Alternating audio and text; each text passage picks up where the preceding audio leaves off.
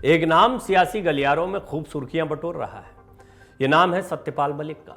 और सत्यपाल मलिक ने जिस तरीके से सरकार पर हमले करने शुरू किए, उससे सरकार की मुश्किलें तो बढ़ी ही हैं, विपक्ष को लामबंद होने का और सरकार के खिलाफ मुद्दे उठाने का एक मौका भी मिला है। बड़ा सवाल ये खड़ा होता है, क्या ये एक सोची समझी रणनीति है? क्या सत्यपाल मलिक के आरोपों का, उनके बयानों का, उनके इन बागी तेवरों का नुकसान बीजेपी को उठाना पड़ सकता है? जम्मू कश्मीर के राज्यपाल रहे हैं सत्यपाल मलिक और अपने खुलासों से केंद्र सरकार और भाजपा की मुसीबतें निश्चित तौर पर वो बढ़ाते जा रहे हैं। वो राजदार हैं बीजेपी के, बहुत सारी ऐसी बातें हैं जो वो जानते हैं। तो आने वाले दिनों में क्या कुछ और खुलासे कर सकते हैं? अभी जो खुलासे कर रहे हैं, जो बातें कह रहे हैं, वो कितनी मुश्किल पैदा कर सकती हैं सरकार के लिए, ये भी कुछ बड़े सवाल हैं। केंद्र ने भी मलिक पर शिकंजा कसने की तैयारी की, ऐसा कहा गया, इस तरह के आरोप लगे हैं और इस तरह की संभावना भी जताई गई कि जब तक सीबीआई मलिक से पूछताछ करेगी तब तक उनके खिलाफ कुछ और मुद्दे तलाशे जा सकते हैं। हालांकि ये आशंकाएं हैं, इस तरह की आशंकाएं तब भी रखी गई थी जब सीबीआई का नोटिस आया था। हालांकि स्पष्टीकरण खुद सत्यपाल मलिक ने दे दिया था कि उन्हें बुलाया नहीं गया, उनके घर पर कुछ चीज़ों की जानकारी लेने के लिए सीबीआई की टीम आ सकती है। फिर उसके बाद एक पार्टी थी, कुछ लोग इकट्ठा हुए थे, खाना खा रहे थे एक सार्वजनिक जगह पर, इसको लेकर कुछ माहौल बना। फिर खबरें आने लगी कि उनको गिरफ्तार कर लिया गया है, इस पर भी उन्होंने स्पष्टीकरण दिया था कि वो खुद गए थे। जानकारों का कहना है कि मलिक पर हाथ डालना उतना आसान भी नहीं है। ये बात तो खुद सत्यपाल मलिक भी कई बार दोहरा चुके हैं कि मैं किसान समुदाय से आता हूं। अब एक और बड़ी बात है कि किस तरीके से उनके लिए समर्थन जुट रहा है। क्या किसानों का मुद्दा एक बार फिर 2024 के चुनाव के पहले बड़ा मुद्दा बन सकता है और उसके केंद्र में आपको सत्यपाल मलिक दिखाई देंगे? क्या सत्यपाल मलिक अपनी एक अलग राजनीति चल रहे हैं, खेल रहे हैं, उनका एक अलग दांव है? ये समझने जैसा है। ये दावा भी किया जा रहा है कि उनके पीछे जाट जाति और किसान खड़े हैं, भाजपा ने उन्हें नुकसान पहुंचाने का प्रयास किया तो उसकी दुर्गति हो जाएगी, इस तरह की बात भी सत्यपाल मलिक ने कही है।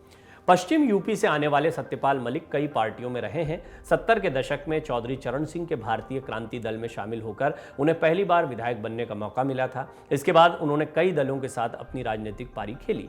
80 के दशक में उन्होंने कांग्रेस पार्टी ज्वाइन की थी। हालांकि इससे पहले मलिक लोकदल पार्टी से राज्यसभा सदस्य चुने जा चुके थे। कुछ वर्ष बाद मलिक ने कांग्रेस पार्टी छोड़ दी, उन्होंने जन मोर्चा पार्टी बनाई, लेकिन वो राजनीतिक जमीन तैयार करने में कामयाब नहीं हो पाए थे। तब 90 के दशक में उन्होंने समाजवादी पार्टी का भी दामन थामा था। आखिर में वो भाजपा में आ गए, उन्हें पार्टी के किसान मोर्चे को मजबूत करने की जिम्मेदारी मिली। बाद में मलिक को भाजपा का राष्ट्रीय उपाध्यक्ष बनाया गया। यहीं से पार्टी में उनका कद बढ़ता चला गया, वो कई राज्यों के राज्यपाल रहे। किसान आंदोलन के दौरान मलिक भाजपा को लेकर मुखर होने लगे। उन्होंने कई अवसरों पर भाजपा और इसके शीर्ष नेतृत्व को अपने बयानों से असहज स्थिति में ला दिया था। बागपत में किसानों की सभा में मलिक ने कहा था कि दिल्ली की सीमाओं पर 700 किसान मारे गए। इतना कुछ होने पर भी प्रधानमंत्री की तरफ से संवेदना का एक संदेश तक नहीं आया। मेघालय के राज्यपाल रहते हुए उन्होंने बयान दिया था कि किसान आंदोलन खत्म नहीं हुआ है, यदि उनकी मांगें नहीं मानी गई तो किसान फिर से खड़ा हो सकता है। केंद्र सरकार किसानों को दबाकर नहीं रख सकती, वो अपना हक लेना जानते हैं। राजनीतिक जानकारों का मानना है कि मौजूदा परिस्थितियों में सत्यपाल मलिक जाटों और किसान समुदाय से जितने समर्थन की अपेक्षा रखते हैं, संभव है कि उन्हें उतना न मिले। ये बात सही है कि उन्होंने राज्यपाल के पद पर रहते हुए किसानों के हक की बात कही थी, तो ये बात उनके पक्ष में भी जा सकती है। किसानों की सहानुभूति या किसान नेतृत्व के तौर पर उनका चेहरा सामने आ सकता है। बड़ा सवाल ये है कि क्या आपने जैसा किसान आंदोलन पहले देखा है, उसी तरह के किसान आंदोलन की तैयारी 2024 के पहले चल रही है? कुछ इशारे मिल चुके हैं, लेकिन इसके केंद्र में क्या सत्यपाल मलिक रहेंगे, बड़ा सवाल है। उन्होंने गत वर्ष हरियाणा के जींद में आयोजित एक सम्मान समारोह में किसानों से कहा था वो लड़ने से पहले सवालों को समझें, वो सबसे पहले राज बदलें, फिर एकजुट होकर अपनी सरकार बनाएं। पूर्व राज्यपाल सत्यपाल मलिक ने कथित तौर पर किसान आंदोलनकारियों के उस कदम को सही बताया था जिसमें लाल किले पर निशान साहिब फहराया गया था। मलिक ने कहा था कि राज्यपाल के पद पर उनका कार्यकाल समाप्त होने के बाद वो देश भर का दौरा कर किसानों को एकजुट करेंगे। ये पुरानी बात हो गई। केंद्र ने किसानों से आधा अधूरा समझौता कर उन्हें धरने से उठा दिया। गत वर्ष अप्रैल में मलिक ने पीएम मोदी को लिखे पत्र में उनकी प्रशंसा भी की थी। उन्होंने कहा था कि सिखों के 9वें गुरु तेग बहादुर के 400वें प्रकाश पर्व पर लाल किले में आयोजित समारोह में पीएम का भाग लेना एक सराहनीय कदम है। इस समारोह के मंच से मोदी ने पूरे देश को संबोधित किया।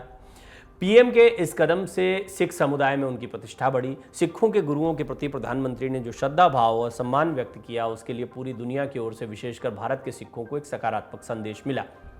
ये तारीफें सत्यपाल मलिक पीएम मोदी की कर चुके हैं। हरियाणा, पंजाब, राजस्थान और पश्चिमी उत्तर प्रदेश में जाट मतदाता हैं। अगर 2014 और 2019 के लोकसभा चुनाव को देखें तो जाट समुदाय ने भाजपा के समर्थन में वोट किया है। किसान आंदोलन के दौरान भाजपा मुश्किल में आ गई थी। राजनीतिक नुकसान से बचने के लिए केंद्र सरकार ने तीनों कृषि बिलों को वापस ले लिया था। अब सभी राजनीतिक दल 2024 के लोकसभा चुनाव की रणनीति बना रहे हैं। ऐसे में भाजपा मलिक के खिलाफ कोई बड़ी कार्रवाई कर राजनीतिक नुकसान नहीं उठाना चाहेगी। भले ही मलिक ने पुलवामा हमले को लेकर जो खुलासा किया है उससे भाजपा के शीर्ष नेतृत्व की छवि को नुकसान पहुंचा है, कांग्रेस और दूसरे विपक्षी दलों ने मलिक के बयान को जमकर भुनाया भी है। पहले मलिक को लगता था कि उनके साथ किसान हैं, जाट समुदाय हैं, लेकिन अब उन्हें कहीं ना कहीं विपक्ष का साथ भी मिलता दिखाई दे रहा है। ऐसे में उनके खिलाफ की गई कार्रवाई पर न केवल किसान और जाट मतदाता नाराज होंगे, बल्कि विपक्ष भी मलिक का साथ देकर उक्त दोनों समुदायों का समर्थन हासिल करने का प्रयास करेगा। सवाल फिर भी बरकरार है, क्या सत्यपाल मलिक का ये जो बयान देना है, जिस तरह का विरोध उन्होंने जताना शुरू किया, खुलकर वो सरकार के विरोध में आए हैं, पुलवामा जैसे संवेदनशील मुद्दों को उठा रहे हैं, ये एक बार फिर उन्हें राजनीति के केंद्र में लेकर आएगा। सत्यपाल मलिक की राजनीति बची हुई है। देखिए, उन्हें राज्यपाल बना दिया गया था, संवैधानिक पद पर वो रहे, चार बार राज्यपाल रहे हैं। कुल मिलाकर सत्यपाल मलिक को एक तरीके से एक राज्यपाल बना देने के बाद में ये माना जाता है संवैधानिक पद पर कोई चला गया तो वो एक रिटायरमेंट की राजनीति में चला गया है या वो राजनीति से, एक्टिव पॉलिटिक्स से बाहर हो गया है। सत्यपाल मलिक को हमेशा से ऐसा लगता रहा है कि उनके भीतर अभी राजनीति काफ़ी बाकी है। निश्चित तौर पर जाट और किसानों को लेकर जिस तरह की बात वो करते रहे हैं, अगर विपक्ष इस तरह के किसी आंदोलन का समर्थन करता दिखाई देगा तो इसके केंद्र में सत्यपाल मलिक हो सकते हैं। जाटों का और किसानों का एक बड़ा वर्ग है जो अब भी केंद्र सरकार के खिलाफ आपको प्रदर्शन करता हुआ या प्रदर्शन की तैयारियां करता हुआ दिखाई देता है। क्या इसका नेतृत्व सत्यपाल मलिक करते दिखाई देंगे? क्या 2024 के चुनाव के पहले सत्ता परिवर्तन के जो विपक्ष के प्रयास हैं उनमें सत्यपाल मलिक अपना कंट्रीब्यूशन भी दे रहे हैं? ये कुछ सवाल है। आपको क्या लगता है, सत्यपाल मलिक यदि एक्टिव पॉलिटिक्स में आते हैं, किसान आंदोलन को खड़ा करते हैं, तो क्या ये बीजेपी के लिए बड़ी चुनौती बन सकता है? अपनी राय जरूर रखें। मन से उजाला कर चले, मन से उजाला कर चले।